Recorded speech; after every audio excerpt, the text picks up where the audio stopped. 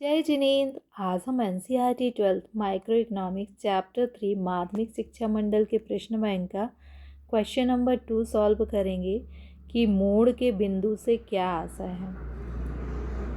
देखिए, मोड़ का बिंदु या घुमाव का बिंदु का क्या आशय है कि ये आपका टोटल प्रोडक्शन जो है कुल लागत वक्र है। ये है आपका कुल लागत वक्र। अब जब आप उत्पादन में वृद्धि करते हैं तो उससे क्या होता है कि पहले तो उत्पादन क्या होता है आपका बढ़ता है। सबसे शुरू में उत्पादन जो है वो बढ़ेगा कहाँ तक, इस बिंदु तक। और इस बिंदु के बाद फिर क्या होता है कि ये इसमें मोड़ आ जाता है और इसका ढाल जो है वो परिवर्तित हो जाता है। तो इस बिंदु को हम क्या कहते हैं, मोड़ का बिंदु। अब ये पहले ऊपर की तरफ जा रहा था तेज़ी से और अब धीमी गति से ऊपर की तरफ जा रहा है। ऐसा क्यों हो रहा है? क्योंकि ये जो मोड़ का बिंदु है इससे पहले तक तो जो आपका उत्पादन था उसमें वृद्धि हो रही थी। कैसे? बढ़ती हुई दर से वृद्धि हो रही थी।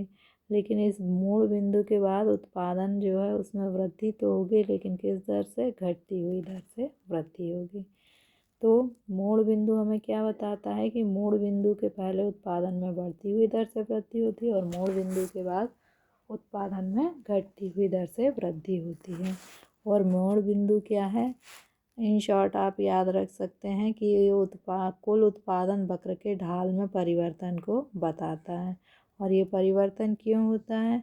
क्योंकि इस बिंदु के पहले उत्पादन में बढ़ती हुई दर से वृद्धि होती है और इस बिंदु के बाद उत्पादन में घटती हुई दर से वृद्धि होती है। तो आपको क्या याद रखना है? ढाल, बढ़ती हुई दर से वृद्धि और घटती हुई दर से वृद्धि। किस में? कुल उत्पादन में। What does the point of inflation means? So this is the total production curve, and um, from 0 to A, here production increase at increasing rate, and after this point production increase at decreasing rate.